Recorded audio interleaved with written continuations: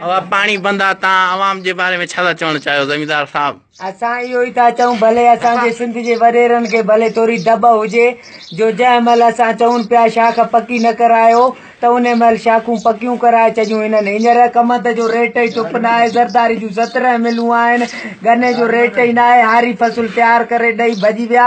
हाणे असां कढायूं कंहिंखां 40 रुपया मण बि केरु नथो चले कमनि साईं। अच्छा, पोइ हाणे छा कयो वञे? हाणे असांजी इहा ई ज़रदारी खे गुज़ारिश आहे त मिलुनि जो रेट वधायो वञे ऐं पाणी खोलरायो वञे, न त असां इमरान ख़ान खे वोट ॾींदासीं जे पीपी असांखे का बि सहूलियत न ॾिनी। हींअर त असां वटि एतिरो बि पाणी न आहे जो गुई धोई सघूं असां।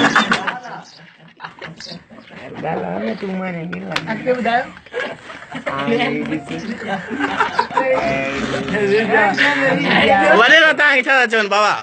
वॾेरा असां छा, वॾेरा ई असां सभु वांदी वारी वॾी मोरी ते बुख हड़तालूं कयूं अथऊं, कई चकर मानी मिले कान। हींअर त व्याज ते पैसा को था असांजे वॾेरनि खे मिलनि। व्याज बंदि थी वियो आहे, चवंदा व्याज ॾियणारे कोर्ट पास ते शरफ ञारे केस कयो, बंदि थी वियो आहे उन खां पोइ व्याज। अच्छा, पोइ हाणे तव्हांजी बनी घणी आहे? असांजी बनी आहे 45 एकड़, जंहिंमां 5 एकड़ आबाद आहे, 40 घेराबाद आहे। 40 छो घेराबाद आहे? घेराबाद आहे, पाणी बंदि थी वियो, छा ते आबाद कई?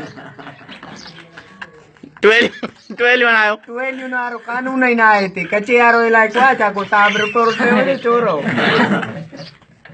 पोइ छा कयो वञे? तव्हां ज़रदारी खे छा चवण चाहियो? बसि ॾिसूं था 8 ॾींहं न त पाण खे बाहि ॾींदासीं पेट्रोल हारे। असांजी ही वॾेरनि जी हालत हीअ थी वई आहे, का शइ न बची आहे। ॾिस कांचूं फाटी वयूं आहिनि असांजूं, गुरबत अहिड़ी करे छॾी आहे वॾेरनि खां त ग़रीबनि खां छा हालत हूंदी। अच्छा, पोइ छा मसइलो आहे हाणे तव्हांजो आख़िर? मसइलो असांजो इहो ई आहे, मरवेसूं ज़रदारी खे अध मुलियूं बनियूं कोन ॾींदासीं ऐं पंहिंजी जेकी सियासत विढ़े थो इहा न विढ़े।